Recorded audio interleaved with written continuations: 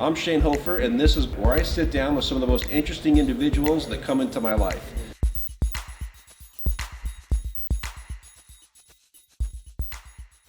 I'm Shane Hoefer, and today I am here with Brian DeBaets, personal trainer extraordinaire. Brian's actually a good friend of mine. Brian is my personal trainer and one of the most interesting people I have met in recent years, and so I asked him to come on here and drop some knowledge on us and just to be his goofy self that he is when we train. Nice. Yeah, I appreciate it. Thanks for having me here. Yeah. It's cool. It'll be cool because we can actually talk uninterrupted by doing sets of exercises for like the first time ever. I know, because every time we're at the gym I feel guilty. I'm like, I know I need to do this other set. We're going to go over time again, but he's in the middle of a story. Do I just start going? Yeah, or you can always interrupt my stories. As I'm telling it, I'm like, he needs to do this right now, but I got to finish the story. But yeah. Sometimes I use it as an excuse to catch my breath. Yeah, which is fine. So yeah, I'm glad to be here. I appreciate it. I was trying to figure out the best place to start. Usually I start with someone telling me how they got into this, but I think one of the things that stood out to me originally, and I think this will help us to circle back, you are not what the stereotypical personal trainer is. You're not. I mean, yeah. I already had some insight to what your style was because my kids and Susan already worked out with you, but the stereotype is, give me one more! Yeah. You know, getting in your face, and that is not your style at all. Yeah. So I'm curious, one, how you got into training, and two, why your style is so non-typical. Yeah. So I think there's probably more than a few answers to that, because there's probably a lot of things that have come in and factored into that. But I guess my entry into fitness was, I was really young. I remember a few things came together. I was like 10 years old, and I don't know, I was old enough to be self-conscious like girls and everything like that, and at one point I was looking at a bodybuilding magazine, and I saw a couple of bodybuilders in there, and I was like, oh, I want to look like those guys. Not only would it look awesome, but then I'd like get the girls, like any guy wants to do just about. And so that was the secondary reason why I was in a band. Yeah, right. Yeah. It always comes down to that. And that's how I got Susan. You got the girl. Yeah, I got the girl. So yeah, it started with that. I wanted to work out. My dad was of the thinking of a lot of people of his generation that you're too young to lift weights. It's going to stunt your growth, all this stuff, which is completely not true. I remember being told that. Yeah. Side story. I'll explain that, and then I'll get back to my story. I guess one of the main studies that people thought indicated that lifting weights stunted your growth was based on like some Japanese farm working kids that lifted a bunch of heavy stuff working on the farm. And they had stunted growth, and they thought it was from the heavy lifting. But the study was poorly conducted. They were actually undernourished. They didn't eat enough food, and they realized later on it was from being undernourished that they didn't grow properly. Had nothing to do with lifting heavy. But so my dad didn't want me lifting weights. So he's like, but you can run and you can do sit-ups and push-ups. So I'm like, awesome. So I started running a little bit, doing some sit-ups and push-ups, and I'm like, well, if I'm doing like 20 push-ups a day, I bet like 50 would be better. And then I did that. And I'm like, I bet like 100 would be better than that. I could probably do a couple hundred. And so I kept doing more. I kept running more, and then I started eating less. And pretty soon I was reading nutritional labels, like looking at fat content on everything, thinking fat was going to make me fat. And so I like wouldn't eat fat, and I did that. It just kept getting more extreme in every facet. I kept running more. I got to where were all these extremes getting you the results you wanted? No, not at all. So my thinking was, well, I need to do more. It's not getting me the results, so I'm not doing enough. I need to do more. And a lot of people still do that now. They go about it the wrong way, and they're like, but I got to do more. Like with, guys growing their arms, they're always like, oh, I like curls this way didn't work.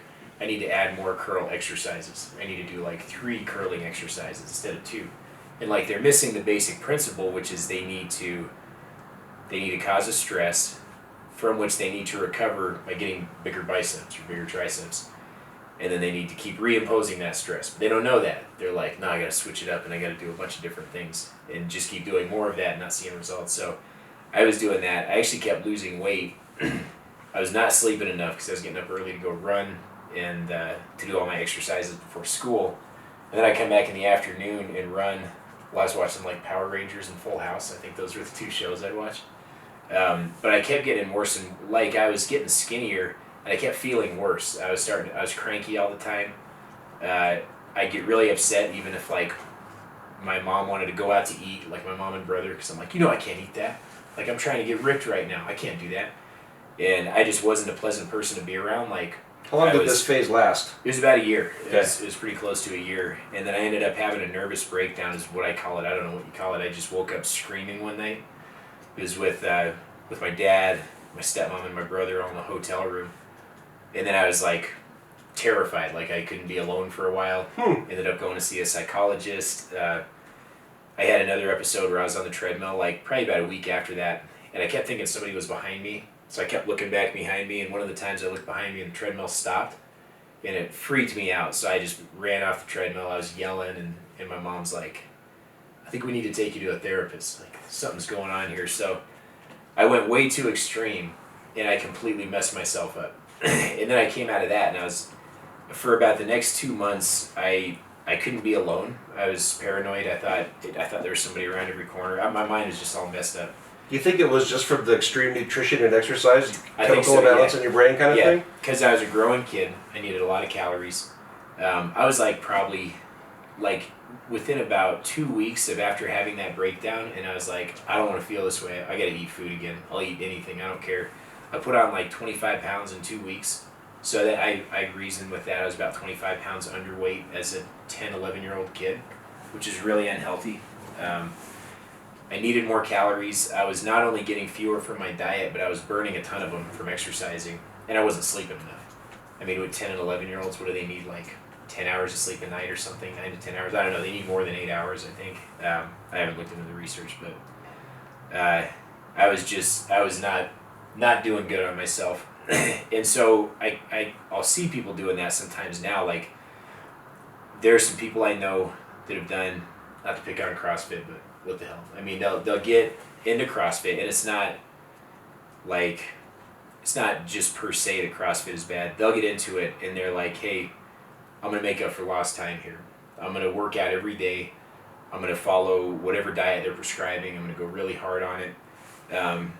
And then I'll see them a little bit into it, and I can see they're like starting to get like, I don't know, they're anxious about missing workouts, and they're starting to fret about food, and they're like, I gotta go shopping because I gotta make this food before tomorrow because I don't have any food. And I'm like, or you could just go get some fast food, or like stop at the convenience store. Like, you don't have to make every meal. But I don't know. I kind of recognize it's starting to happen in other people. So I don't like taking that extreme approach because it doesn't work, and it sucks. Your life sucks. You're a terrible person to be around, and you don't see results. So like the best thing that can happen with an approach like that is somebody stops doing it sooner than later. So after coming back from that, I was just like, I was still a young kid, and I was like, I want to stay active, but I don't want to be paranoid that somebody's trying to get me around the corner, or like, I don't know, have to sleep in my room with the light on for like the rest of the summer when I'm 11 years old. Like I'm like, hey, I'll exercise, but I'm not going that extreme. And what I found out was like my body looked better, I felt better, I could eat more, and I was more sane, taking a more reasonable approach. So from that point, I was like, well, that's obviously the way to go. Knowing what you've done with me for the past year and a half, I see how that was kind of your foundation for how you do a lot of things, that experience. Yeah, definitely. Yeah, I think so.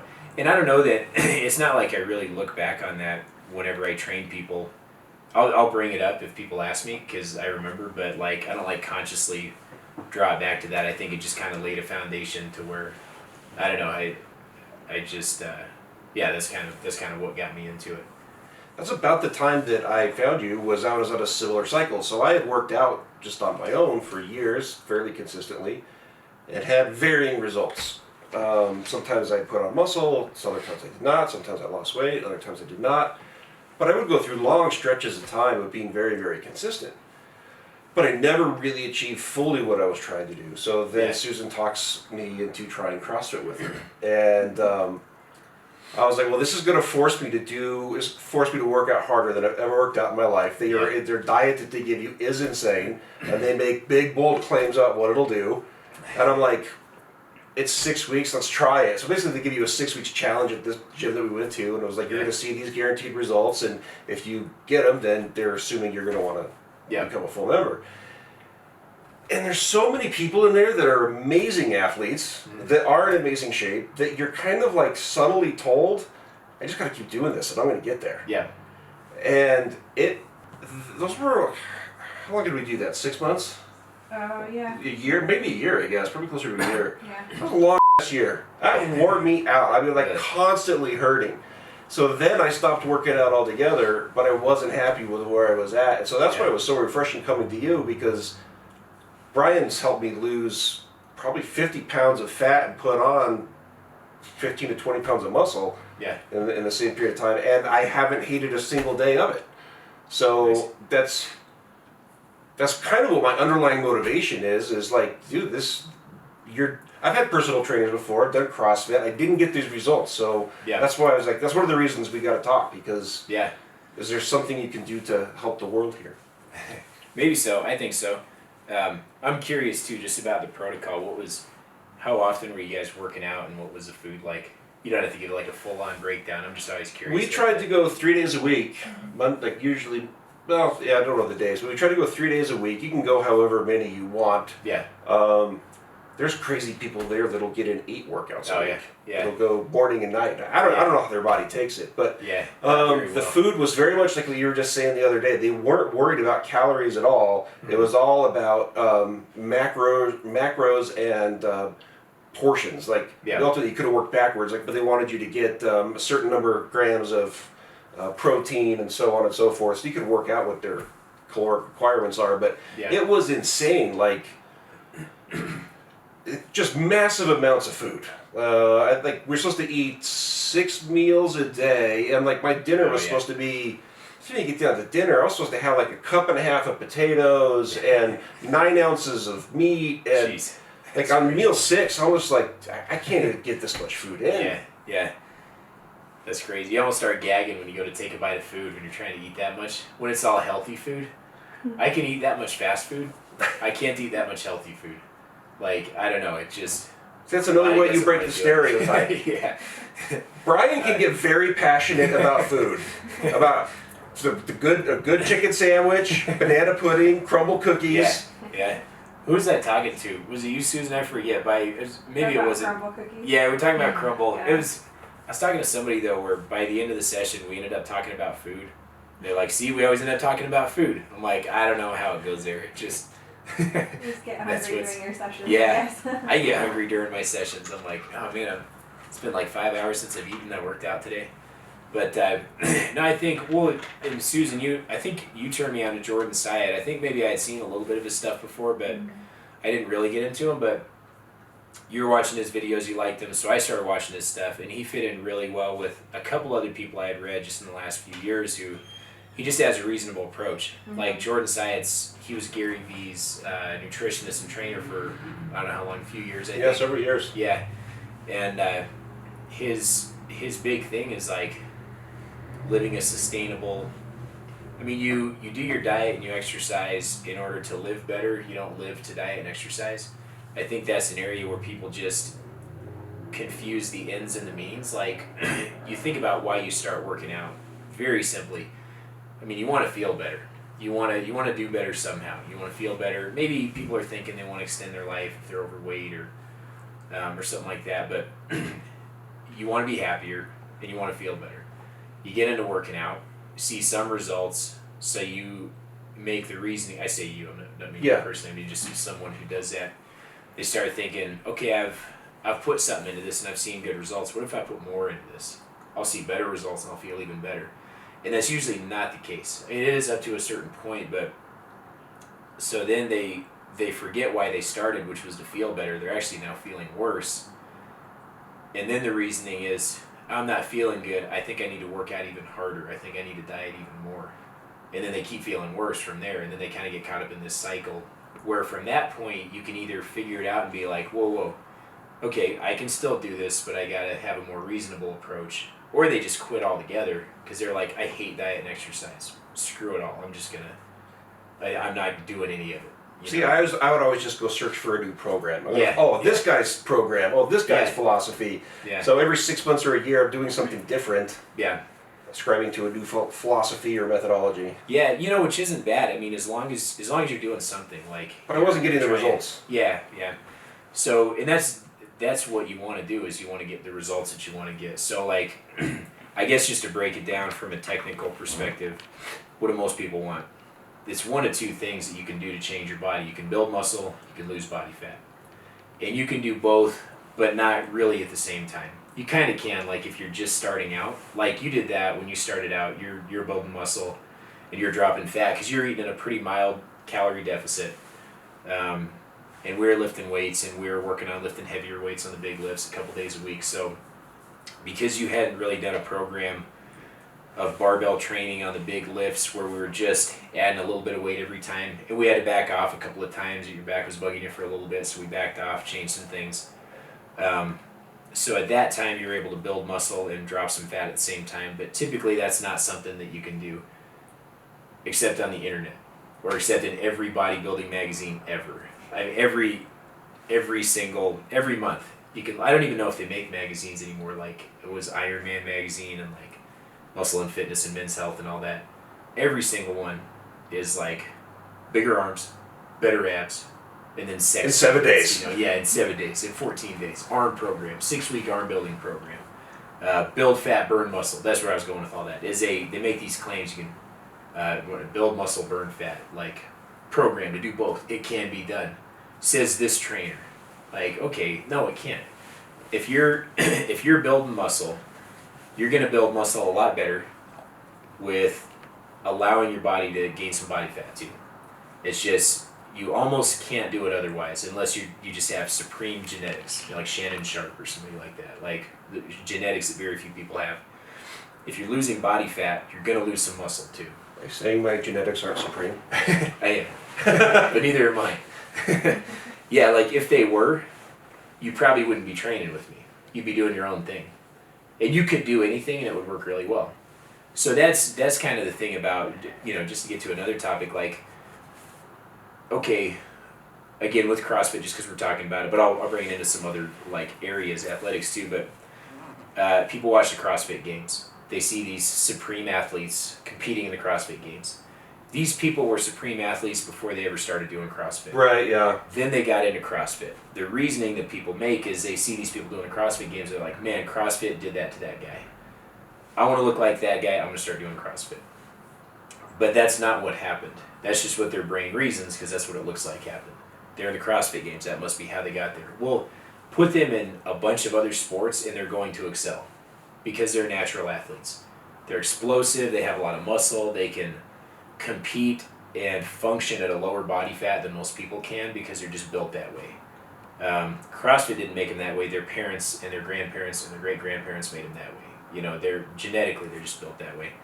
So similarly, like you look at the NFL and you see, you know, these stacked athletes. They're muscular, fast, explosive. You see people with like a 37-inch vertical. You know, I can jump like 15 inches maybe on a good day. I don't know. I haven't measured my vertical, but they're just built that way.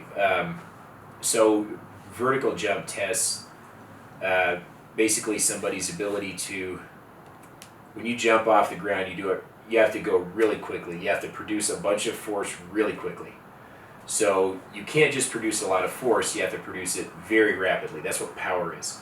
Power is something, because it's so dependent on your nervous system, your neuromuscular system, it's something that can't be trained that much. Like if you have an 18-inch vertical, you might get to a 21, 22-inch vertical. I don't know, I'm making up the numbers, but maybe add a little bit, but you're not going to get to a 37-inch vertical. No matter what you do. Again, except on the internet, like where people promise, you know, that you can do that. So one of the reasons the NFL tests vertical leap is because that tests the genetic capacity of that athlete. So if they have a really good vertical jump, they're going to be explosive, they're going to build muscle better than most people will be able to, and they're going to be more athletic. So they test that for that reason.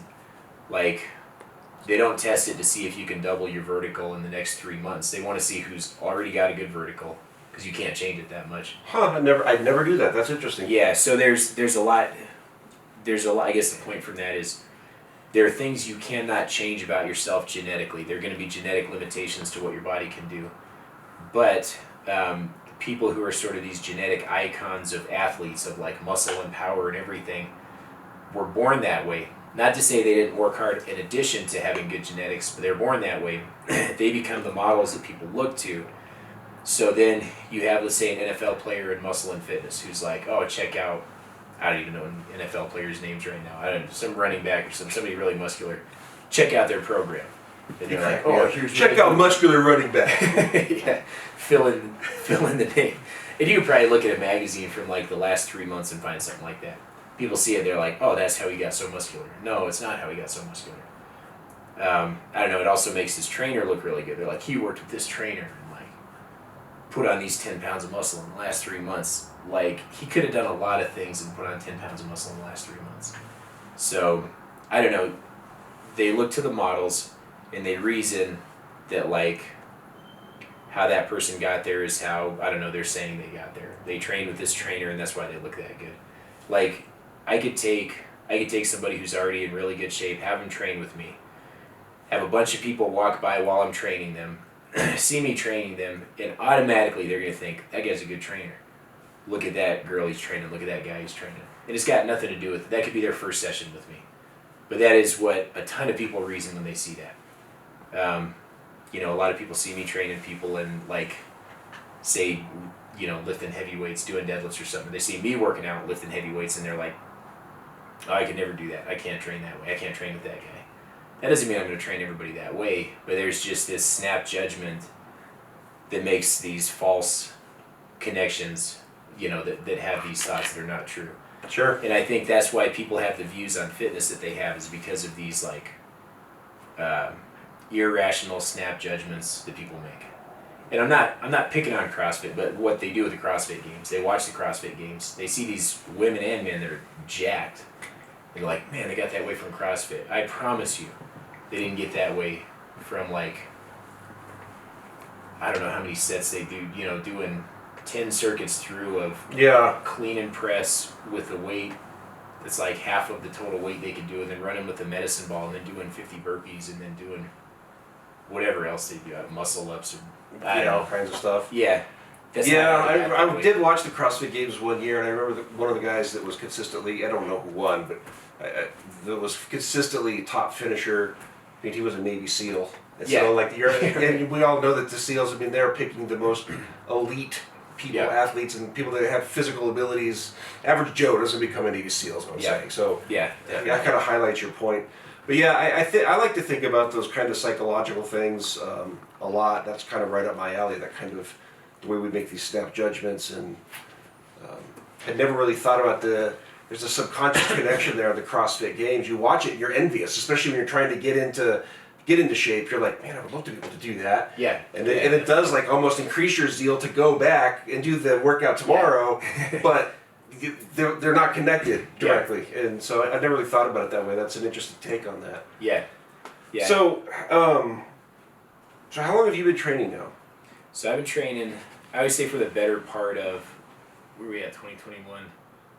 I started in 2005. I was still in school, so about 16 years. But there's like a year of that I moved away. So about 15, 16 years. So how has your style of coaching evolved? Like if I would have trained with you 16 years ago, do you coach the same way today? No, not at all. I know a lot more than I knew back then. God,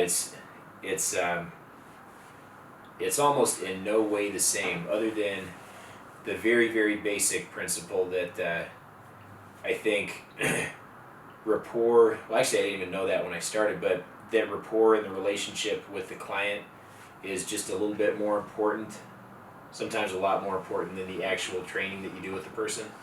I mean, training, like, I would say it breaks down to not hurting the person and creating some level of results, but those results can be defined a lot of different ways. Like, most of the people that I've worked with over a 15, 16 year period, if you saw a before and after picture of their bodies, like when they started and where they are now with me, most of them wouldn't look a ton different.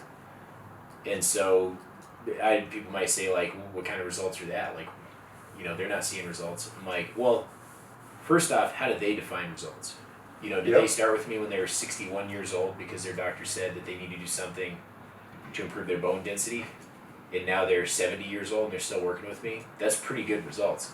I mean, they've been working out for the last 9 years with some consistency, and now they're 70 and they're lifting weights. I'd say that's pretty good, you know, whereas they wouldn't be doing that had they not been training. So I just say the fact if a client stays with you for 9 years, you're doing something right for them yeah, to continue to pay you for that long. So they're getting something out of it. yeah, It's like you're saying, if they're not seeing dramatic changes, what is that something that they're getting? yeah, definitely, yeah, and like they define the results. Some people, you know, they work out their first 6 months and they go on a hike, and like they're smoking people that they hike with that they didn't used to be able to keep up with. So they define that as a good result. So, so in terms of, I guess, what's changed, one of the big things is I don't care how old somebody is, they can do, let's say the barbell lifts, they can do at least one of the barbell lifts, if not a couple. Deadlift, squat, all with the bar, overhead press, bench press. Almost everybody can deadlift. I don't care if they're 80 years old. You can maybe modify the deadlift, do a rack pull where they're up on the pins or something. I didn't know that when I first started training people, because I thought, like, that's something younger people do. If they did it when they were younger and they stayed strong, maybe they can do it when they're older. But now I realize anybody can do that. So you really have to, you can't underestimate what people can do if they look a certain way. Maybe you think they're older, so they shouldn't be doing that, so they're too frail. Well, that means they should be doing it. They should get stronger on it, because they shouldn't be frail. They should have some level of strength, and they can do it. You just have to know where to start and gradually add weight. So I know a lot more about, I guess, how not to underestimate people and just take everybody where they are, see what they can do, and build it from there, instead of making assumptions. You can't make assumptions. You got to just start working with people. I saw that with you working out with our family, because Brian works with me and Susan and both of my kids, and you started us all in slightly, there's some similarities between what we were all doing, but everyone was doing something different. Yeah, And so definitely. I appreciated that, because I think it would be easy to fall into a cookie cutter approach. Yeah. But Yeah, I think there's benefits both ways. I think, like with the program I'm studying for right now, all the starting strength stuff, they sort of do it. They start out cookie cutter, but sometimes immediately make modifications, sometimes wait a little bit down the road to make modifications or to change things. I guess there's probably benefits both ways, but one of my things is, like, the first few times somebody comes in, if they have an unpleasant time, they're not going to come back. And my main goal is to get them to come back, or to want to keep coming back. So I want to make it some level of pleasant, or like at least not totally unpleasant for them, so they want to keep coming back. Because if they keep coming back, we have more opportunities to do more of what I know is best for them, even if they don't want to. And sometimes we can't do that anyway, but basically the big goal is to get people to come back. so do you have more, just taking that diligent approach, do you have more success than other trainers as far as having repeat customers? Yeah, I think so. At least ones I've seen. I don't know a ton of trainers. I should probably know more, since that's what I do. But I'm trying to think, like, who my longest person is. I think there's one guy I've trained since 2008. So I don't know how many years. 13 Wow. years. Yeah. And I don't know how many. I need to do like some client analysis, but a good chunk of my people have been with me for more than 5 years probably. And from what I understand, that's a little bit different than a lot of trainers. I think some other trainers, depending on where they are, they get a lot more people that have like short-term goals. You're certainly at the gym more consistently than any other trainer I've ever seen. Yeah, I have a good number of clients. Yeah. That's always been my goal. So I think part of the reason for that is that's what I want to do. I want to train a lot of people. There's a limit to how many hours I want to be there and how much work I can actually do working on people's programs. But I want to train a lot of people. I don't know. People talk about work-life balance and all that, and that's something to consider. But this is my career. It's money. I have financial goals, and also the more I study, the more information I learn, the more I learn how to work with people and develop results, the more I want to work with people and get results, with those people. So that's something that I want to do. And I think that any trainer could train a lot of clients if they just, if they want to. I think they'll figure out how to train more clients. I don't know. There are other trainers that I just know a handful of trainers that I've seen on and off, at Nick's Pro Fitness, and I think some of them don't train more clients because they just have limited hours with which they're willing to work, and some people just are afraid to call people back and follow up. Which I understand. I understand the fear. I see that with our contractors all the time. Yeah, definitely. They just get nervous to call Yeah. people. I understand. I'm sure you understand too. But you also understand that you have to contact people. You got to follow up with people. You got to contact them. I used to be afraid, but then I had the epiphany. But like most of these people, I knew for a fact were in the market for the product that. Like they reached out to me proactively. Yeah. If you're following up, someone's already talked to you about personal training. Yeah. You're not trying to sell them on something they don't want. Yeah. They may have decided that they can't afford it or they don't want to do it or whatever, but you're not like trying to convince them to.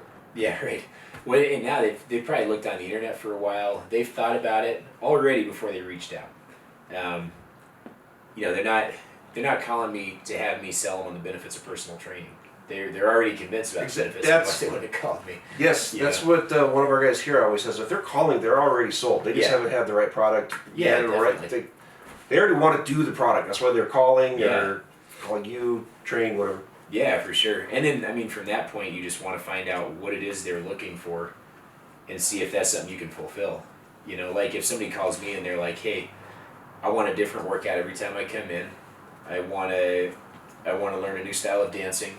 At least every fifth workout, something like that. I'll be like, I'm not the guy for you. Go do Zumba and I don't know, go somewhere else. I'll try to make recommendations. I want them. Even if I can't work with somebody, I want them to leave with some kind of a good feeling. I really want to see you teach a Zumba class. I did actually. I used to teach. Shut up. Yeah. Did you know that? I didn't know that. Susan. That was a long time ago. It was only at Nick's. The first class, there's 15 women of all ages because they just wanted to. They're like, Brian's going to teach us Zumba. I got to see this. And then the next class was 4 people. They didn't care anymore. So I did it for a year, and then we were it was funny because it was a class at 4 in the afternoon. That's my contention is that was part of the issue. Okay, it was a bad time of day. It wasn't because I was a bad teacher. But there was this one other guy, Tom, and sometimes it was just Tom and me. And so he'd come in and he'd be he was the one guy that came to class. And he'd be like, hey, do you want to do this or do you not want to do this? I'm like, yeah, we'll do it, whatever. We'll dance, me and you, Tom. Let's do something. He's 75 years old. He'd come in. That's awesome. Yeah. But I actually did that. Just for kicks. Actually, at the Zumba training, it was me and one other guy and 300 girls there. No other guys. It was a day-long training. Huh. It was fun. It's just a fun thing to do. But I didn't want to do it anymore after a year. You had to come up with a new dance. You didn't have to. I wanted to come up with a new dance about once a month or so because I didn't want to just do the same exact 4 dances every time people came in. And it was a pain. I'm like, oh, I gotta choreograph a new dance because I haven't done that for a month. And then finally I was like, I don't want to choreograph another dance. I'm done with this. But yeah, anyway, side story. Brian the choreographer. Brian the Zumba teacher. Yeah. But yeah, what were we saying? Just, I don't know, I'm there a lot, and part of that is, so, I think no matter what you do, I don't care if you sell, quilts online, I don't care if you have, a blog that you want more people to get onto, I don't think that it will grow the way you want it to until you treat it like a profession and you treat yourself like a professional. I had actually thought about chatting with you about I've heard that there's a ridiculous number of people that become certified trainers, but then they never train a single person. Yeah, definitely. Yeah, quite a few. They go through the process. I've known a few. I'm trying to think of I don't know what certifying body it was, but I've met some people like that. They'll go through it, and the toughest part is training your first client. Yeah. So I got lucky in that regard, I think, because I started working for this guy. I was still in college. I met the guy. He was my stepmom's personal trainer, and he and I were talking about, lifting and stuff like that, and he was like, hey, you know this stuff pretty well. I have a trainer leaving. What would you think about coming in, shadowing me and the other trainers for about a week? We have an in-house certification, and you could start training people. And I was like, yeah, definitely, I'm interested. And so I shadowed for a week, and that entire week that I was shadowing, I was terrified because I knew I was going to have to work with one of these clients at some point in one of their paying sessions. It wasn't like, hey, let's do a free session so Brian can practice. He was like, yeah, I'm going to put you with a few of these people, so watch what I do, and I'll answer any questions you have about them. But I was mortified to train my first client. I was younger and I was shy and everything, but it's so you basically had a week of training, you said, before you... I had a week of shadowing other people. Yeah, a week of shadowing to then just go and start training somebody. Yeah, and I took the test. That's a formula for massive nervousness because you don't have any confidence. Yeah, definitely. The guy that did it, Jason, I even think now I would not have done it the way he did. I wouldn't have thrown somebody in with a new trainer as quickly as he did, but I'm glad he did with me because I learned faster. So I got lucky because I got thrown into it. And a lot of times I do think that's a good way for somebody to learn pretty fast. But that being said, when I ran a gym for a little bit and I hired a few new trainers, I wasn't comfortable doing it that way. I wouldn't just give people clients because there's a chance of losing the client. The client's like, hey, just threw me with this other trainer, and they're not very good, and they're green, and they're nervous, and I'm paying $65 for a session. So anyway, I got to do that, and it got me to jump into it a lot more quickly, and then I got comfortable pretty fast because I just jumped in, and that was my job. So that was during a spring break. I did that. That's largely how we train here for sales, at least. You're just gotta throw them in. Just kind of throw them in. Now they have safety nets here and there, they're never completely alone with somebody. They can always ask for help, but trial by fire. Yeah, no, that's awesome. And I don't know, in sales, I think you can see if somebody's gonna do it in sales, I think they'll do it pretty quickly. They'll figure out a way. Give them a month of watching modules and.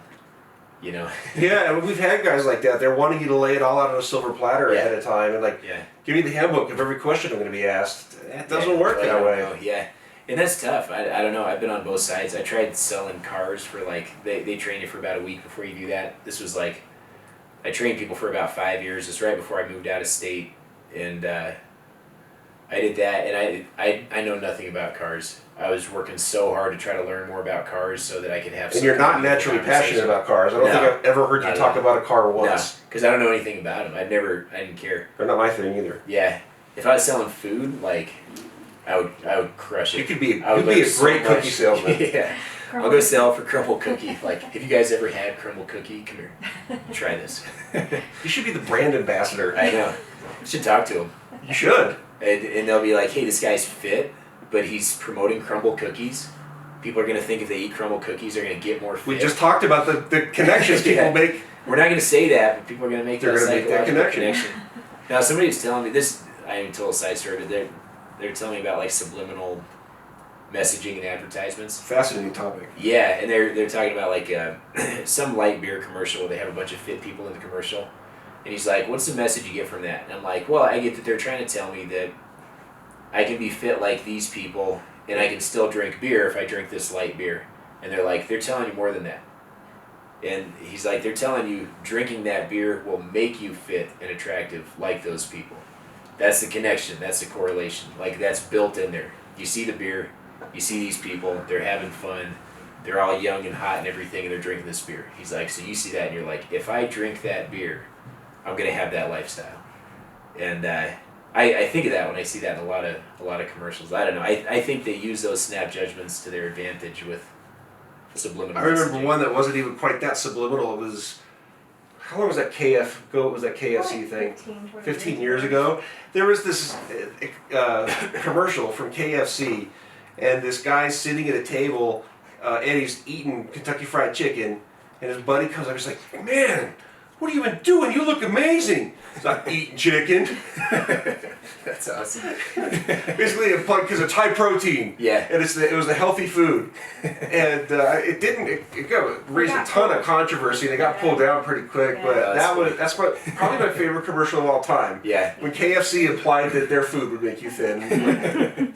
But they were blatant about it. They were just blatant. Yeah. They weren't trying to be subliminal at all. That's Yeah. awesome. They didn't understand the subliminal side of it.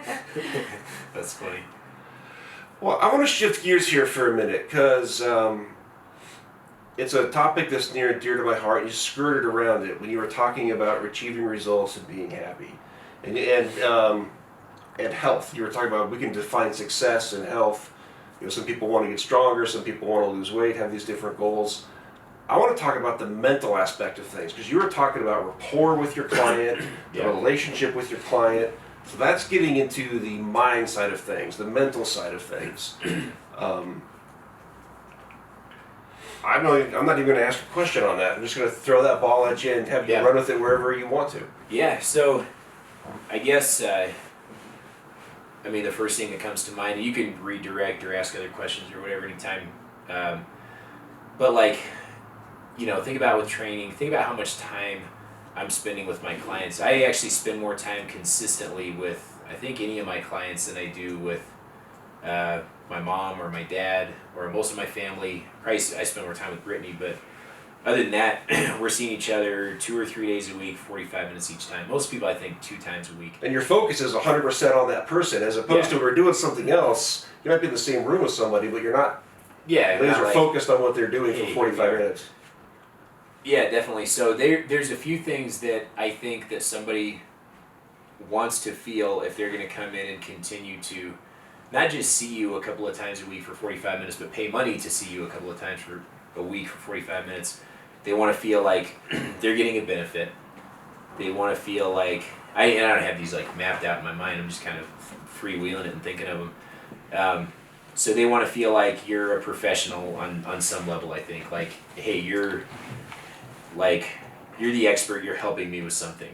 You know something, you know more about this fitness thing than I do, and you can solve my problems a lot faster than I can solve them if I try to solve them myself. So let me just spend time with you on a consistent basis. Oh, we're going to do that lift? Okay. I can ask you the question, why are we doing this lift? Or I can just trust that you've put some thought into it, you've done some research. This is why we're deadlifting twice a week now. And we weren't before. This is why we're doing this, this way. So I think they got to understand that benefit's there. So I need to kind of, I don't need to do anything extra to show them that, but that's got to be implicit in what we're doing. So I got to do a good job at what I do. That's just goes unsaid. I got to be a good trainer, and I got to make sure I'm doing the right things for them technically, making sure they don't get hurt, making sure they're getting stronger or they're improving somehow. That's just a given. That's got to happen. Then in addition to that, I want to make sure that they have, they feel comfortable during the session. I want them to feel free, we can talk about whatever, because we're also going to talk for 45 minutes. I'm not just going to be do 5 of these with 135 pounds and not say anything else and then, wait for 3 minutes and not talk and then just load up another weight and be now do 3. You ever had a client that's like that absolutely does not want to talk? Yeah, I have. And it's the toughest people for me to train because I can't really gauge. Usually I'll gauge based on what we're talking, not what we're talking about, but I don't know, you can tell kind of if somebody's talking, if they're comfortable, if they're not comfortable, if they talk less, if they talk more. And usually if people are not talking, the feeling I get is they're not comfortable. Because I think when people are, when they're comfortable, they talk more. So I've had a couple that just barely talk. I have one I still train on Zoom right now, and I've been training her she was back at Fitness Together, which was, we closed that in 2013. I was trying to think, it's been over 8 years, so maybe 10 years I've been training with her. She just barely talks, I'll say I'll be hey, how's the weekend? She's good. And I know she's not going to say much else, so I'm cool. But I also know with her there's not pressure to say more. She just doesn't talk much. So if somebody's new and they're not talking much, I'll ask them some questions, but I also don't want them to feel like I'm grilling them. Yeah. So I don't know. So conversation's a big thing, and that's a really weird thing that a trainer's got to either develop or be good at, is they got to be good at like sort of making sure people feel comfortable talking and hanging out for like 45 minutes to an hour at a time. And then they got to do that with somebody else, usually right after that. And then they got to do it with somebody else, usually right after that. So you're talking about you like to kind of gauge where they're at based on the way they talk. Do you ever use that to kind of gauge what their perspective is? Are they a negative person, a positive person? Definitely. Yeah. So do you gauge their mindset actively? Yeah. Yeah, absolutely. And then, what importance do you think that has on them achieving their goals? a lot. So there are some people that, and again, somebody else, I'm not going to name names, but she's somebody I like, sincerely like her, a cool person, but when we train, like, she's got kind of a negative mindset. She'll say things like, well, that would be just my luck, And I'll tell her, I'm like, you always say that, but has this negative thing ever actually happened to you? She's like, no, but there's still time. And I'm like, yeah, but it hasn't happened like your entire life. It's probably not going to happen. So with her, she gets hurt a lot easier. So we avoid certain things. Like, she might feel, I can't tell if she's actually got pain or if her low back is just sore from doing like some really light deadlifts that we've done. But she'll come back and say she was in pain, so she's afraid to do that, so doesn't want to do it again. So we don't do that. Even though I know that deadlifting, starting out super light, maybe even starting out in a rack that's really high, so she's barely bending over, gradually lowering that, and then starting to add some weight on there. That would be probably the best thing in the world she could do for her back. Her back would get stronger, get hurt less, but she's really afraid to do it. And I don't know, she's felt a tweak or soreness or something that she doesn't like enough times to where if I'm like, hey, I want to try this thing, deadlifting, she's like, no, I can't do it. She just doesn't believe that anything positive could come out of it. So it's tough with somebody like that for me to do something that I know will work pretty well because she's just afraid of the first step. So yeah, that has a huge bearing. How do you address that? Because knowing you the way I do, you're a pretty positive person. You must find that somewhat frustrating that someone has these mental blocks that's stopping you from doing for them what they're hiring you to do. Yeah, definitely. So how do you handle that? I'll usually I won't do that exercise in. I'm like, hey, if I try to force this on her, she's going to continue being uncomfortable. I had a client I still work with now, this is probably 5 years ago, but I was getting really into working with kettlebells, so I was like, all right, let's see who can do some kettlebell exercises, because I found that a lot of people, again, there are people that I wouldn't have thought would love working with kettlebells that really enjoyed it, so I'm like, I'll just try them with a bunch of people, see who likes them, see who doesn't. And so I had this lady doing kettlebell swings, and I was just giving her cues, like, she'd do a couple of reps, and I'm like, okay, lean over a little bit more. Okay, let it hit your legs when it comes down. Almost like you're attacking your legs. I gave a few cues. I wasn't like insulting her technique, but she felt like I was. And so finally she set it down, and she's like, I don't know what you want me to do. And I'm like, I'm telling you, like, just do the cue that I'm telling you. Should I not do it during the set? And so she's getting really frustrated. So we tried it again, another workout, and finally she was just like, got really mad, and she's like, I'm not doing those again.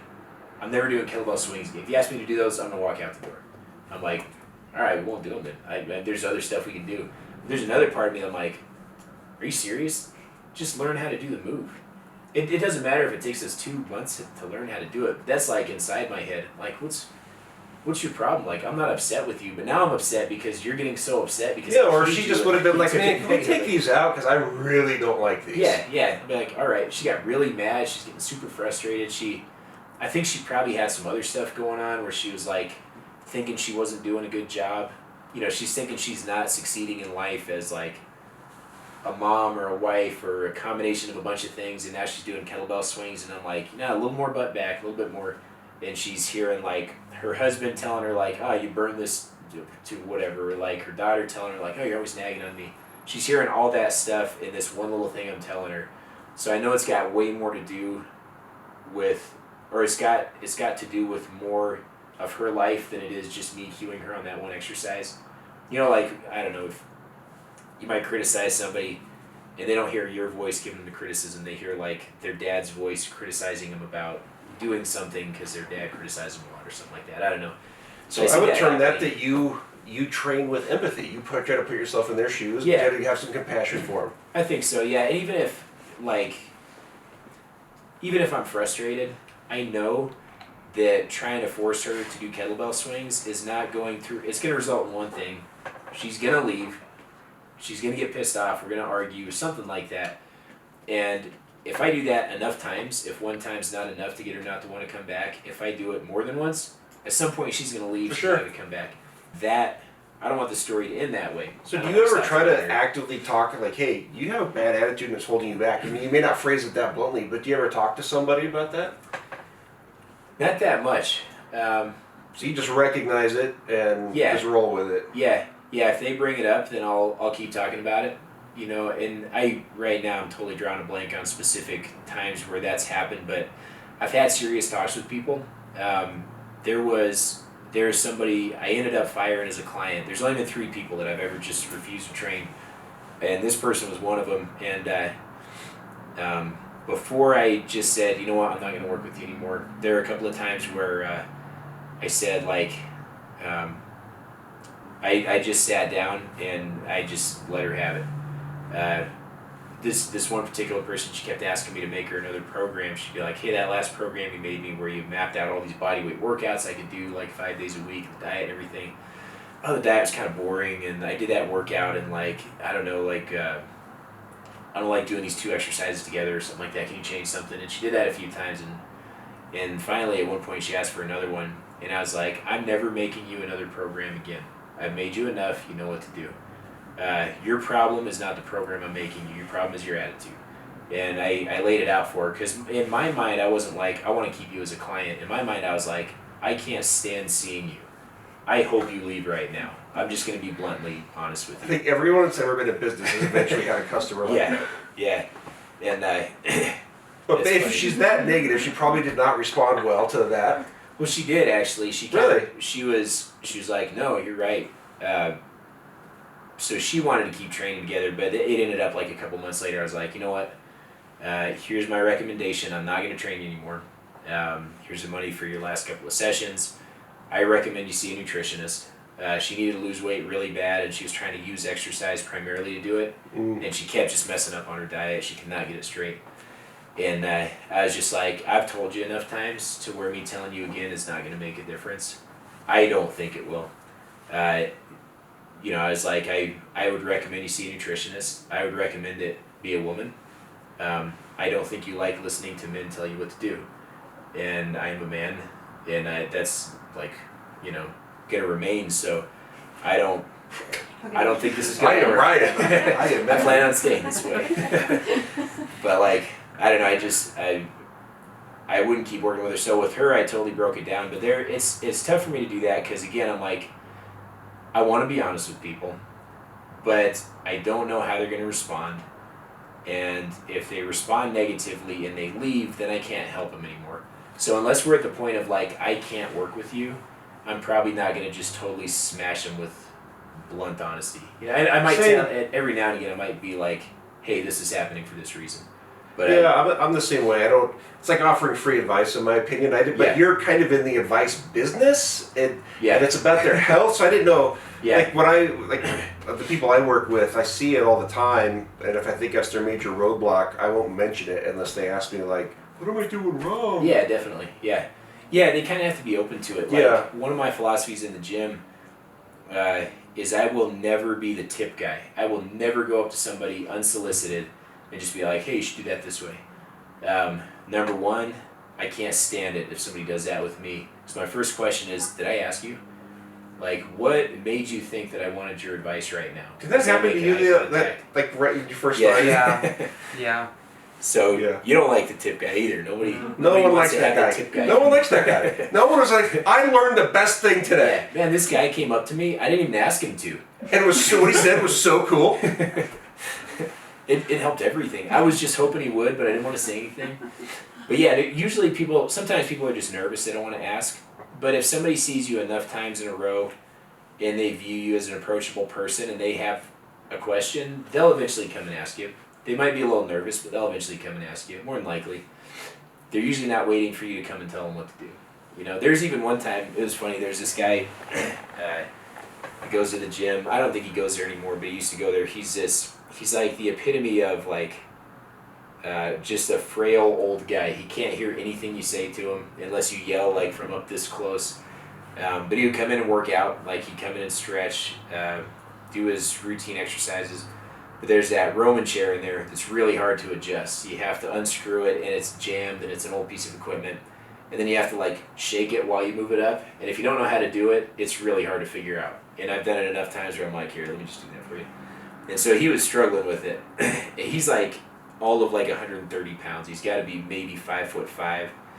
He wears like shorts up to here. His legs are about this skinny, and he's like messing with it for a while, and it hasn't changed. He has not changed any of the settings. So I'm like, hey, you want me to get that? And he looks at me and he's like, no. And just goes back to messing with it. I'm like, okay. I'm not gonna force it. Like he said no, so. But like, how dare you ask that question? You're such an I know, ass. do I look like I need help? Yeah, you do. But apparently you don't want help. So if somebody doesn't want help, like, don't give it to them. So I guess with all that, what I'm saying is I wait for the invitation, and then I will. And I don't know if it's just a personality defect. I feel bad coming out like that, or I'm maybe just this kind of fear of losing clients, even though if somebody's bad enough, I won't train them, but I don't know, I won't come out and just say it blatantly. Like I don't know what's right or wrong there either. I Yeah. lean the same way you do, because I see it all the time here, and I think it affects people's performance, and I'm like, from that standpoint, I'm supposed to get the best performance out of the company. Should I say something? As a human, I'm like, if they're not looking, I'm probably, unless it's dire, I'm not going to say anything. Yeah, and then, is it really going to make a difference? Like, are they going to hear you say that? Are they going to be the personality type that's like, yeah, I got to do that? The interesting thing is, I think you and I both agree, like, your perspective and your mindset, all that stuff, that's at the core of any success. Like, you and I both see eye to eye on all that stuff. We've talked about that over time. So, I don't know, I just think it's interesting. I never did talk to you about how you approach that with other clients. Yeah, definitely. I guess, I'd always say it depends. That's kind of like the sort of non-answer, but the true answer anyway is if you say, would you ever, take this approach with somebody?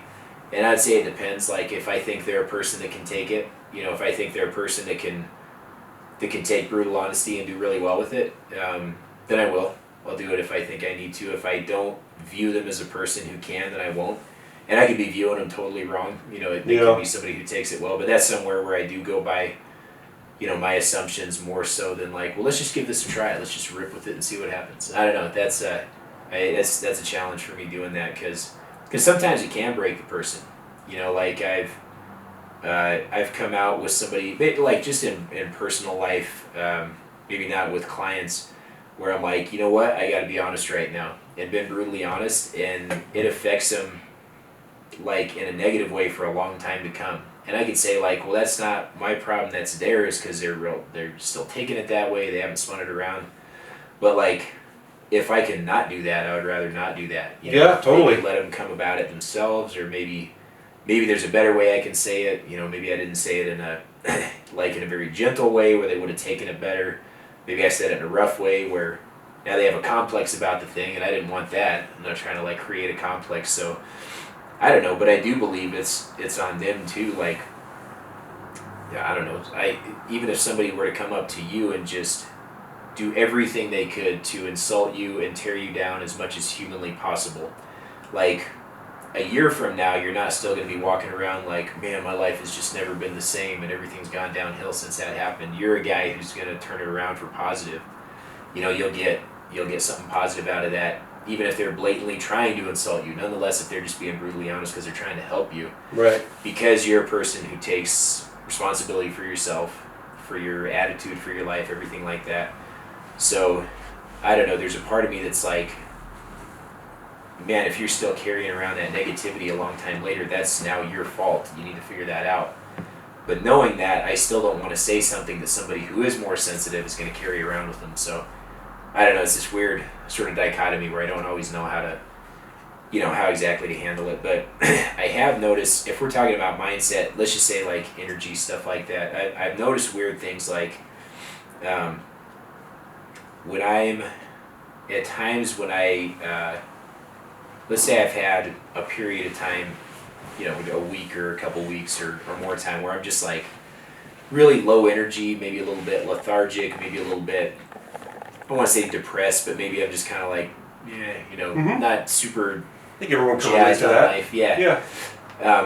If that happens for extended periods, or especially if that starts to turn into negativity, like I've been, let's say, in relationships where I was with somebody where we're arguing a lot, and I'm carrying that around with me. Like, I would come in on a day where I'm still pissed off about the argument, and like the first 3 people in a row like tweak something. Like somebody does a weight that's a warm-up weight on deadlift, and they're like, my back, I feel that. And like the next person comes in and they squat, and they're like, my knee, like that's weird, I didn't feel that before.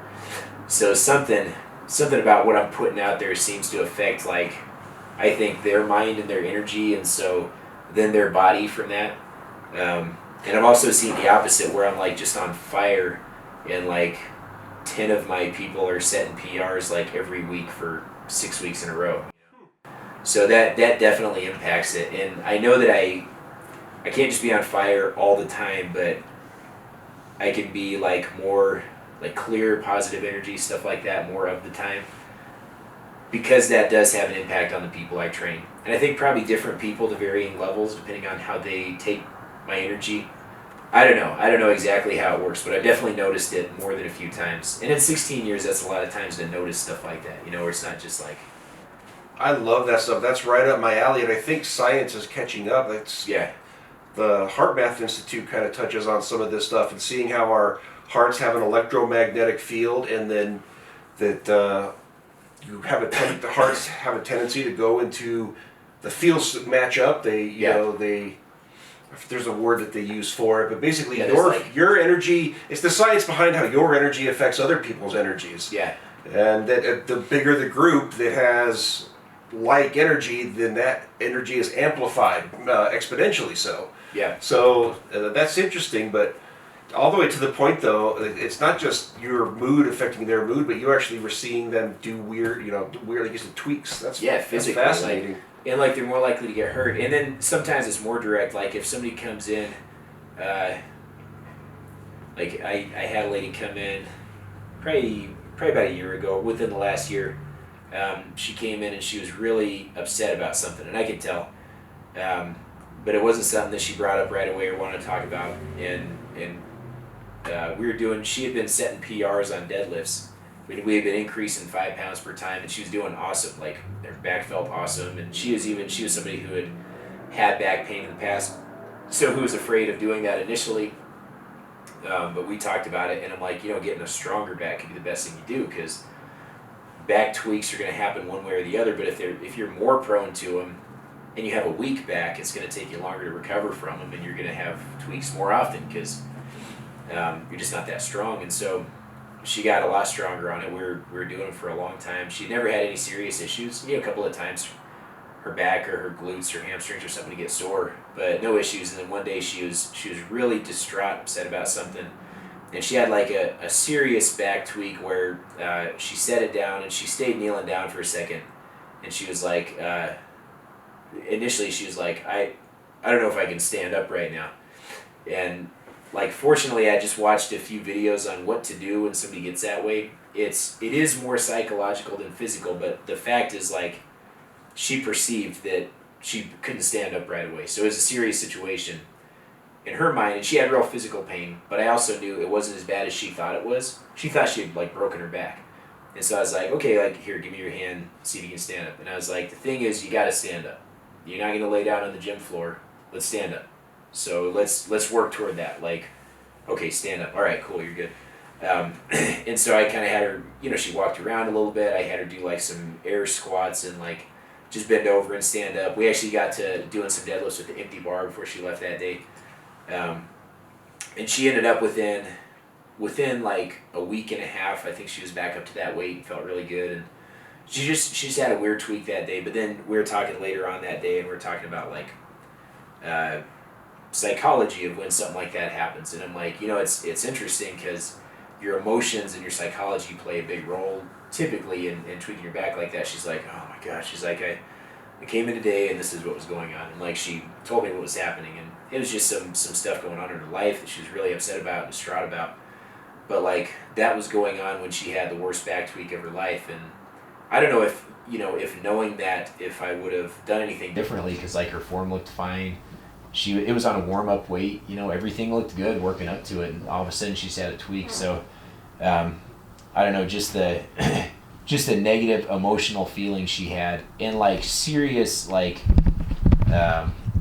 deep emotions, like she's thinking that she's seriously failing at life and she doesn't know what her life is coming to, and like what if I never figure this out, and am I going to die alone and all this stuff. I don't know, just these serious questions, like existential questions that were weighing heavily on her, and then she got hurt. So I think that plays a huge role. Now, is that saying like every time somebody has a tweak or a strain or an injury, they have, they're in a psychological funk? Probably not, but maybe to some degree. I don't know. There's a lot of different ways it could happen. Jack got in a bicycle accident last year. Yeah. He attributes it to something like that. So something bad had happened, and he was in his room and he was angry. Yeah. Then he got into an argument with you, and he was going to go ride his bike to blow off steam. And he said, for whatever reason, as I was riding my bike, I was thinking about what it would be like to ride in an ambulance. I have no idea why. He's like, I have no idea why I was even thinking that. Yeah. And then he gets like 3 blocks from the house, crashes, cuts his leg horribly, and ends up riding in an ambulance. Yeah. I asked him about it after the fact. I'm like, how did it happen? He's like, honestly, I don't know. I think it was just kind of in a negative energy field. Like I probably shouldn't have gone for a ride until I got my head a little clearer, but I went for the ride to clear my head. Yeah. No, I think he was telling me about that. I think just yesterday he was telling me about that. I think that's huge. We know, and there's different levels of like perceiving and understanding that. Like, I don't know. You've read a lot of books on like law of attraction or on manifesting or thoughts being a reality, and you've probably seen some of the films on it, like The Secret, and I don't know if you've seen What the Bleep Do We Know, things like that. So we can see it on that level, and we can be like, yeah, that makes a ton of sense. But then, like, do we believe it so much that we're like, okay, I'm willing to stake some money on that. I feel good about this. Let's go for it. Like, until you have a couple of situations in your life where you see it work, or like your health, you're going to be like, hey, yeah, I got a parasite right now, and this gastroenterologist is telling me to take this drug, but like, I want to use my mind instead. Let's see if that works. And the GI is like, no, don't be stubborn. This could be fatal. Are you gonna have the confidence in it to be like, you know what, that's your opinion, but I'm gonna use my mind. I know you don't believe that using your mind works, but you never studied it. I have. I'm gonna do this, and let's see what happens. Yeah, that's the greatest example of that for me is Joe Dispenza in the book You Are the Placebo, and he talks about healing his spine with his mind. And I feel like I've done that on small things, but then when I had a toothache over New Year, I'm like, I'm just going to heal this with my mind. Then 3 days later, I'm getting a root canal. But I fully believe that the mind is capable of those things. I guess when it came to having that kind of pain, I didn't have the discipline to cut through it. Yeah, maybe so. I don't know, like similarly, I've had a lot of headaches in my life, and so I was talking to somebody else I trained, and he's really into like, I don't know, using your mind, kind of creating a reality, also working hard, but working positively, and we were talking about my headaches, and I was telling him about when I eat certain foods, they're causing headaches, and they have for a couple of years. And he's like, well, do you think that you create that from the expectation that's going to happen? And I'm like, no, I don't. Because even when I don't know I ate it, it's still... And I'm like, maybe on a deeper... probably, yeah, but I don't know, because... I don't know. It's something I've done, like, work with. I've done, I don't know, energy, using my mind. But I haven't really done a concerted effort to be like, okay, let's deal with this. Let's figure out the root cause. Let's deal with this. So, maybe that is something I need to do. But, like, my stubbornness was like, no, because I would have figured it out already if that was the case. But obviously not. I mean, I don't know. So, like, yeah, that for me is a particularly tough area because they're so frustrating. They're so bad, like migraine headaches. But when I have one, I've never been like, I'm going to, like, meditate this away. I've never actually had that work. I don't know, I've done tapping and stuff like that where I'll have a massive headache where I can't see properly, like my vision is blurry. I do some things, I do some tapping and stuff like that, and then all of a sudden, like, I stop tapping, maybe another half hour passes, and then the headache's just like gone. Like, it didn't happen immediately after doing the thing, but it happened like, I don't know. And finally, at some point, I'm like, I still have to do this thing. I remember I was parking my car in New York City. I had just worked this security event where they just needed a couple extra security guards. It was like outside of work, so they paid you time and a half, and so I signed up for all of those. I was at this event. It was like it was an art auction, so there was like really nicely dressed people there, lots of money there. These people were bidding like, I don't know, up to like 100, 150 grand for pieces of art just at an auction. Like, you know, they had the expendable income just to buy this art they wanted. And so I had this massive headache. I had a wicked migraine. I didn't have it when I got there, but it just came on as I was there. But I had to like walk amongst these people. I couldn't just keep like retreating to the bathroom. I couldn't sit down with like my head in my hands. You know, I had to look professional and walk around and seem available if there were any issues, but just hope that there weren't. But my body hurt, my head hurt. I was probably like, a foot was dragging and stuff because it hurt really bad. It was a migraine, and so I kept doing this tapping where I was like, you know, you tap on like, I think it's from thought field therapy. I don't even remember what it is now, but I was tapping on my hand, and the back of my hand, and like right here. Is it from zone theory? Are you level 2 zone theory? We need to have like a video of that, like Yeah. after this, so people understand. People are like, what are they talking about? I told you I was going to figure out a way to make a reference to those guys. Now I'm thinking about zone theory.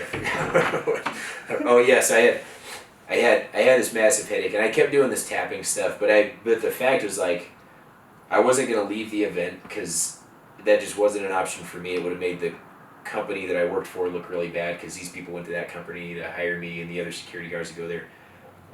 So I was like, I just have to manage. Like, I gotta figure this out. And then I left after that. I was glad I could leave because I didn't have to be around people anymore.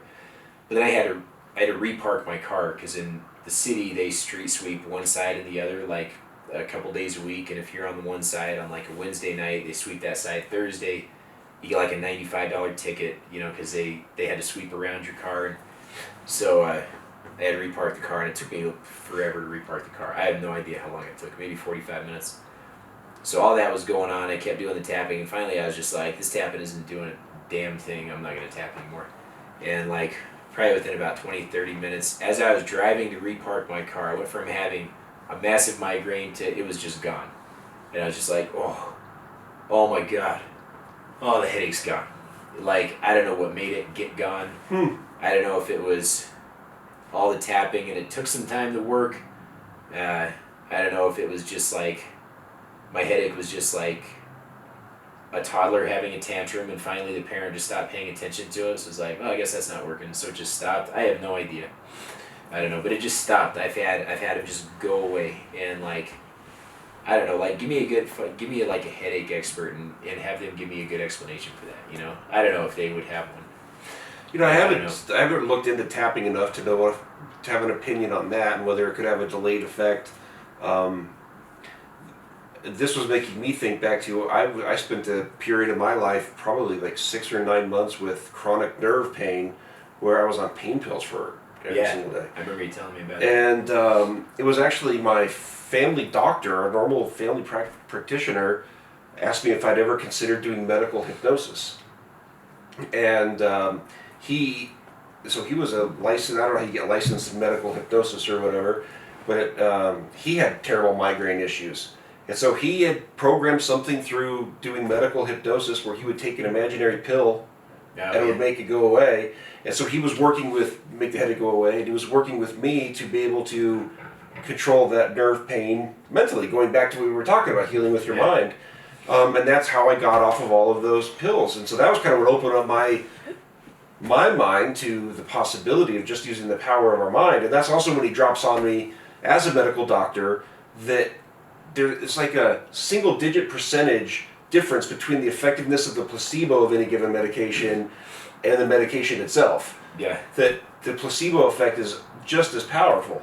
So you're like, wow, that's fascinating. So anyway, I forgot. You had told me that before. I think you only told me once. It was a while back. I had forgotten about that. So your entry into it was like seeing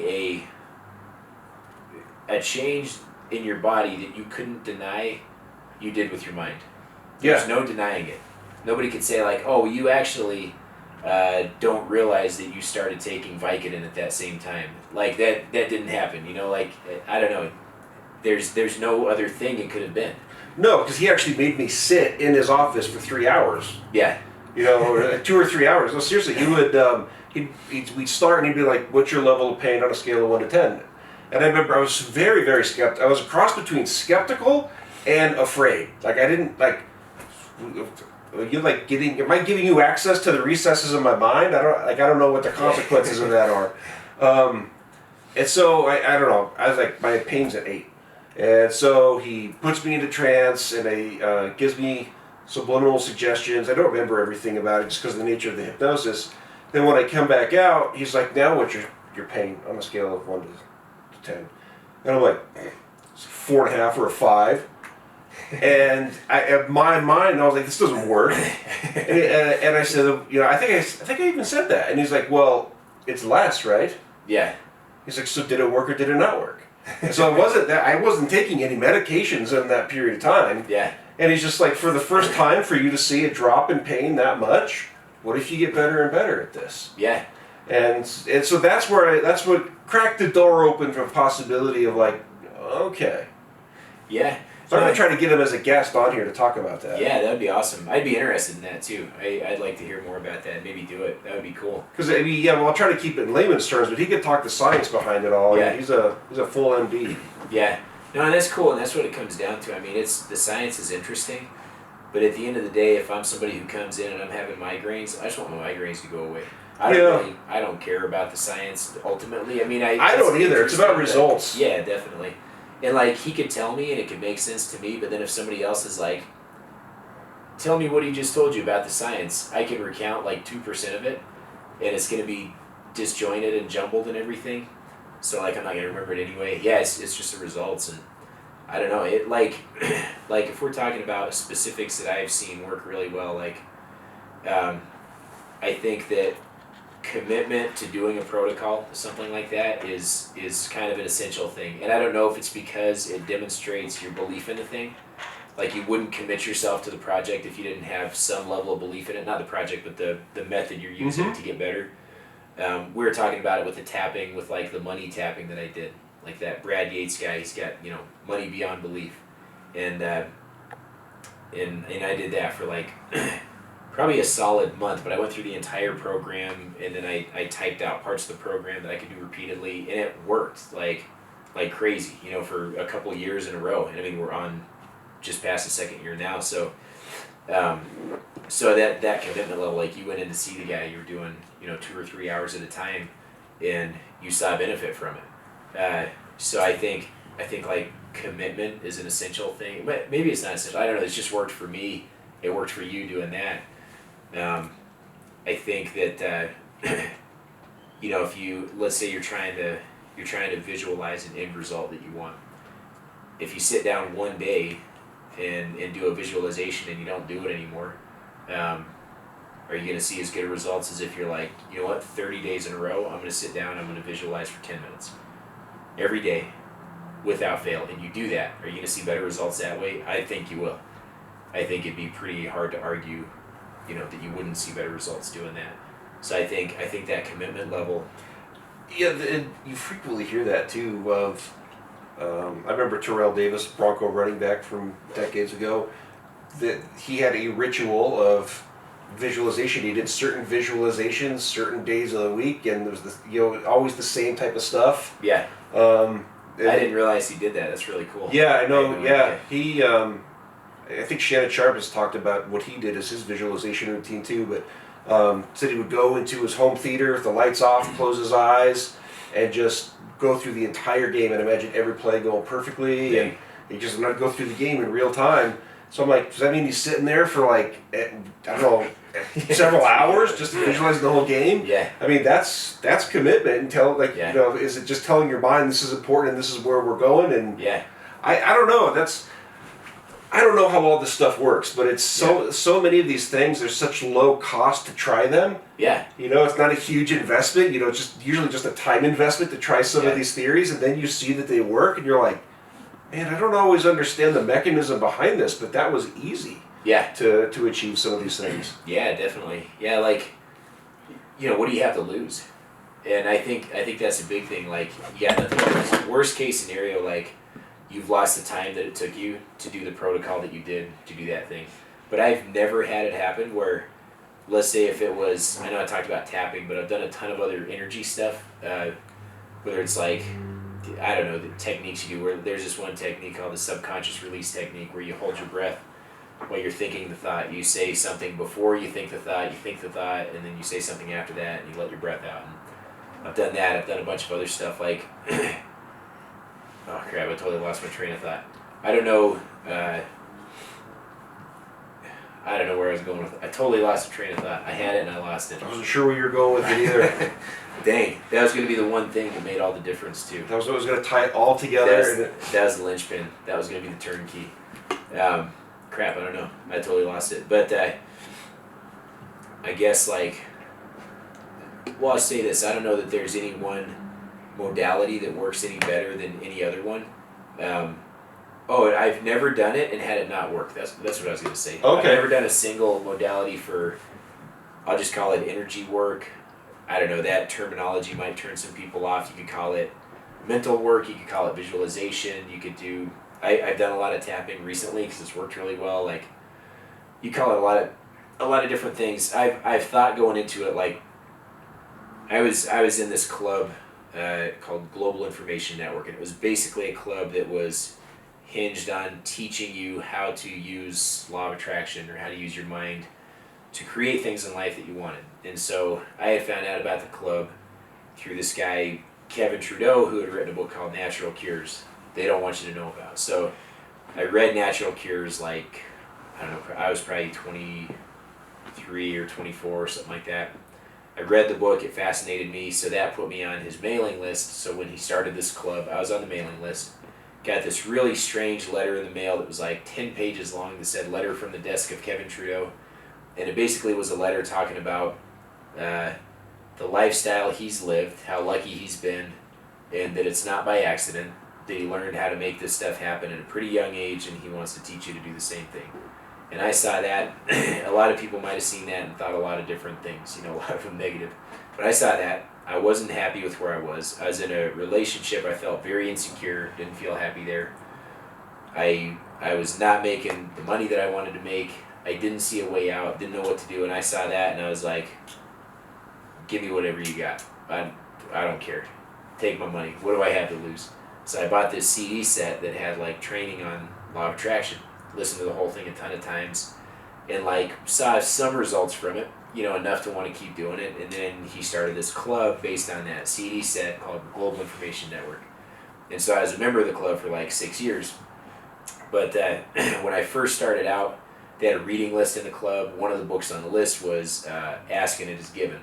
It's a great by book. Jerry Esther Hicks. Yeah, it's one of my favorites still of all time. And like, I read it. There's these processes in the end that you can do, and I remember reading it, and it really resonated because I really liked that. I was like, I can do better with my energy, my thoughts, everything. This stuff resonates with me because I've done it before. But there's another part of me that's like, what if all this is complete BS? And then there's another part that's like, okay, well, let's try and see, and if it is, then I'm right back where I started. And then I'll just say, whatever, I'll do something else. I'll get a new job or So something. when you're first exposed to that type of thinking, it's so radically different than what we're basically taught, that we're not just the victims of circumstances that happen to us, but we're ultimately the source of everything. Yeah. Hence, we can impart our will and create anything. Yeah. But Yeah. It's a huge thing. I don't know. What were you going to say? I didn't mean to cut you off. No, that's fine. I don't remember what I was going to say. It was going to be the one thing. It was going to be the one It was going to be thing. the second thing that made the difference. No, but I think that's a tough one to wrap your mind around at first, because I think most people are, if you're looking into this, you probably are unhappy on some way, shape, or form. You want change. Yeah. definitely. So then all of a sudden you're like, okay, well you're the source of everything that's occurred.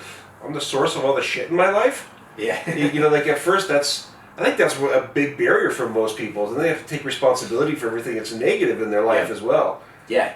Yeah, and it can be easier to be like, oh, you're telling me I'm the source of all the crap in my life? You don't know what I've been through. You have no idea. Yeah. Oh, yeah. So who wrote this book? Some rich white lady? Oh, yeah. She doesn't know what it's like. But you're subconsciously the source of it. That's just it. Yeah. You're not deliberately creating it. So yeah, definitely. You got to take control of those subconscious thought processes. Yeah, for sure. Yeah. So again, it's like I remember back then reading through that. Is this BS? I don't know. Let's try it. Does it work? I tried it. It did work. I think to a smaller degree at first, because I think my belief in it was not as high like as it is now after seeing a lot of the results. So I think like. Was there anything specific that clicked with you on that program?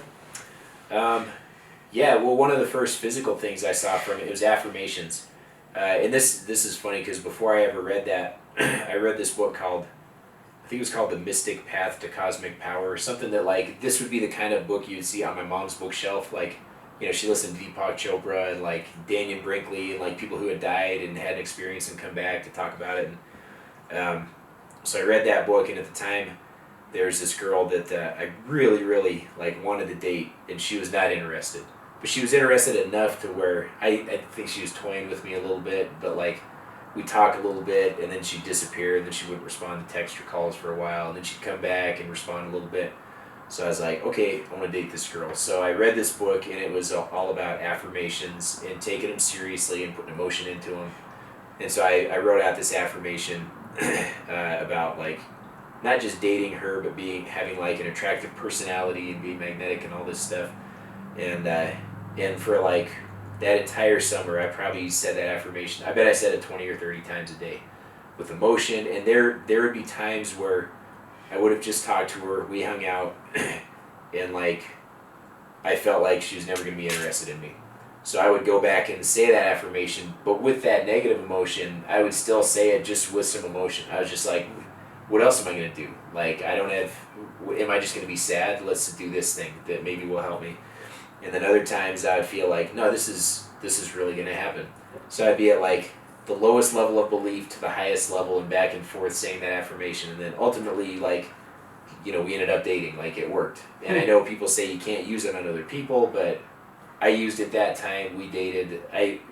She wanted to but was like unsure. I don't know, but it worked. So like later on I was like, okay, affirmations work. So I had this like cyst on my back. Like you couldn't really see it, but I could feel it. It was just this hard skin like under the surface right between my shoulder blades. And it was there probably for the record, you're the first person to talk about a cyst on the podcast. Yes. I'm glad I could break that barrier. Yeah. I won't be the last.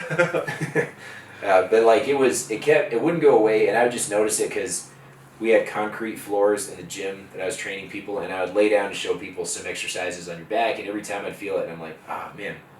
I'm like, man, it's still there. It's like a month later. Maybe I should do something about it. I don't know. And like 2 months later, 3 months later, it was still there. And it was like growing. I could just feel more inflammation, but you couldn't really see it. You could just see it was like the same color as my skin, but like I could feel it, and I could feel it was getting bigger. And the inflammation under the skin was probably like the size of a quarter, just because I could feel it every time I lay down on the concrete. And so they have this process, and Asking It Is Given, about healing your body physically. And I still have it. Like I've used it for other stuff, but I was like, okay, let's do this. I'll do it morning and night. Because it's hard to find time in the middle of the day. I was driving up to Evergreen. I was living in Lakewood. I'd train people most of the day. I'd come back home. So I'd get up in the morning. It's basically an affirmation that your body knows how to heal itself. Your cells know what to do. I didn't know what I know now when this thing started. Now that I know what I know now, it can't progress any farther. And your body's doing what it needs to do. And so I'd wake up, have my coffee, lie down, say that affirmation, and just relax for 10 minutes, like feeling my body kind of turn into nothing. And then I would have coffee first because I don't want to fall back asleep, doing it in the morning. And then I do it at the end of the day right before going to bed. So I'd lay down and do the same thing and then just fall asleep. 4 days I did that and it was gone. It was completely gone. Fast. Never came back. Yeah, like that fast. So I was like, okay, that's undeniable. That's all I changed was those affirmations.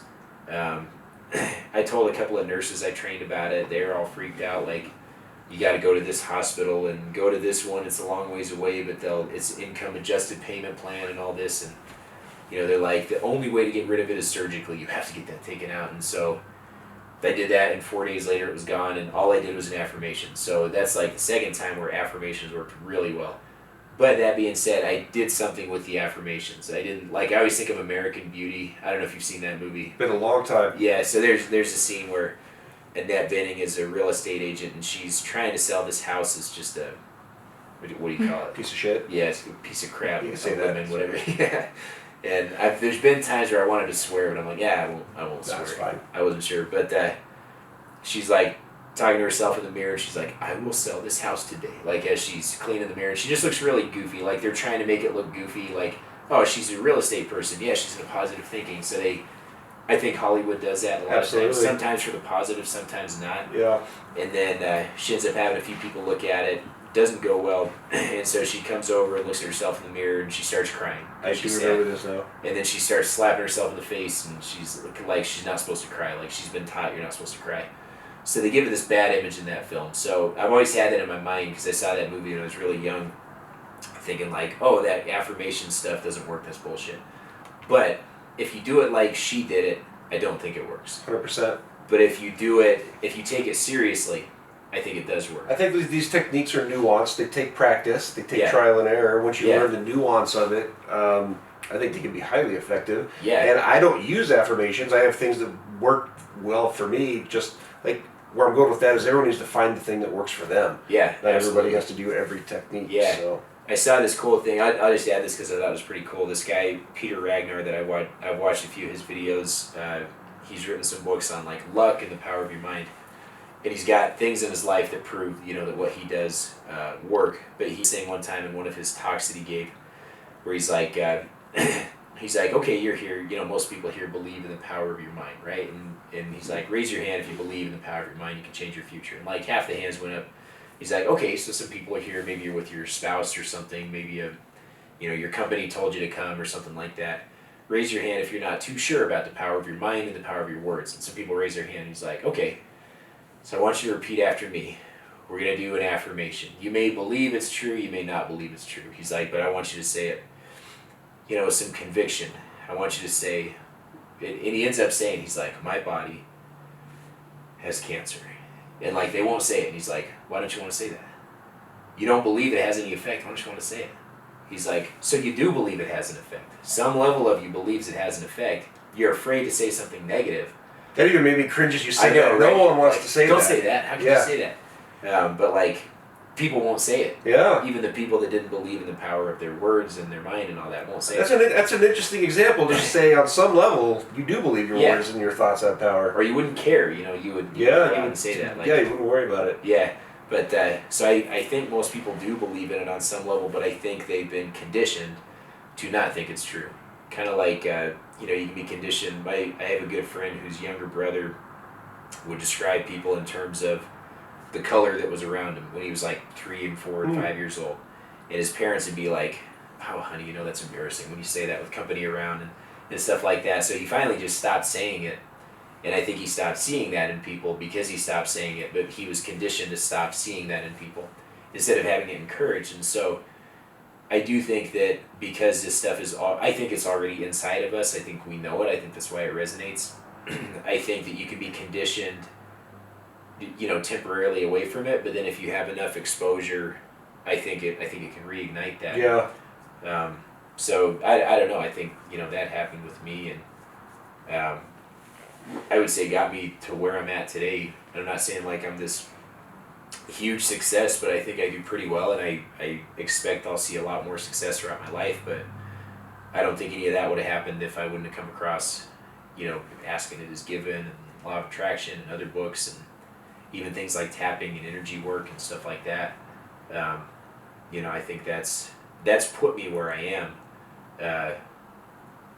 More so, I would say more so. I can't prove it. I can't make a court case to lay it all out, but I would say that's had more of an impact on where I'm at than the technical training that I've done for, barbell training and personal training and anatomy and phys. And I would say the exact same thing in my life. Yeah. I mean, you probably you probably know people that are technically better than you in a lot of facets of what you do, whether it's 100%. sales or whether it's there's a million reasons they should be better at business than I am. Yeah, but they're not. You are where you are, and I think it's. We're gonna wrap it up. Yeah. Yeah, my camera just died. Want.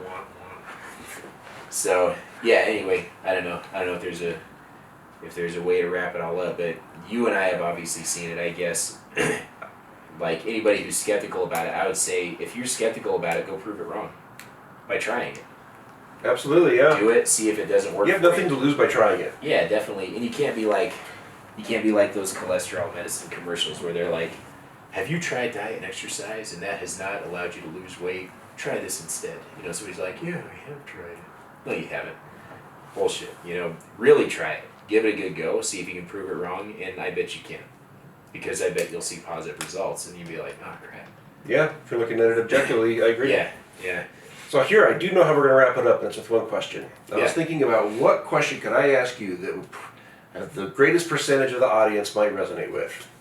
What piece of advice could you give to somebody if they are not happy with the results they're getting, with what they're doing, whether they're with a trainer, they're on their own, they're doing nothing, they're not happy? What would be your one piece of advice to get better results?